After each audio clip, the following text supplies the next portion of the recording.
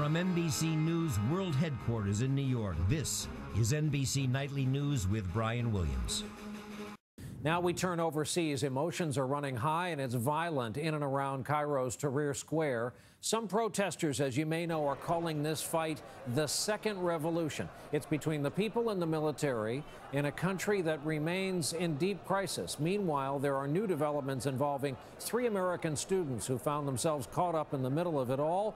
For the latest, we want to turn to NBC's Ayman Moyadeen tonight. Ayman, good evening. Good evening, Brian. They are reminiscent scenes from Egypt's 18-day revolution. The tents are back up. It's part carnival, part demonstration, but all politics. And there is an uneasy calm across the country tonight.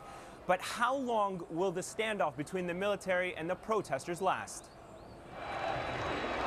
They came to Tahrir Square in the hundreds of thousands, part of a nationwide protest to, quote, save Egypt's revolution. More than 1 million people estimated across the country, including in the coastal city of Alexandria and elsewhere. Deadly street fights now giving way to a political showdown. Under mounting domestic pressure and growing international criticism, including from the White House, Egypt's military rulers appointed a new prime minister on Friday.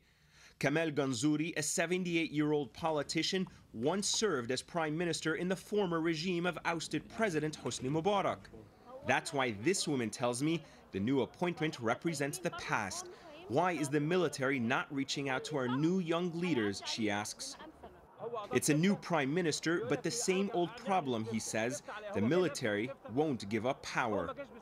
There may be a lot of differences in the square, but the one thing everyone agrees about is clearly spelled on these posters: an end to military rule.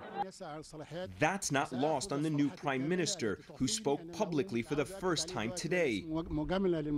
The military isn't seeking to continue being in power. If I knew they were seeking power, I would not have accepted, he told a reporter.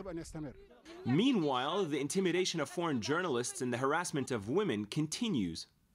Prominent Egyptian-American activist Munal Tahawi, arrested during this week's clashes, was sexually assaulted and had both arms broken while in police custody. My detention and many other detentions are a reminder that the brutality of the security forces goes unchecked, and that for me is a failure of the role of the Supreme Council of Armed Forces. And late tonight, 3 American university students who were arrested and accused of attacking security forces were released and are now flying back to the U.S. But in Cairo, people are still anxious. Egypt's parliamentary elections are scheduled to begin on Monday, but it may be several months before the military is ready to hand over any real power to the people. All eyes now turn to the critical vote on Monday that kicks off the parliamentary elections. But the key post of a presidency will not be filled at least until the middle of 2012. Back to you, Brian. NBC's Ayman Moyadeen on the scene for us tonight. Thanks for that reporting.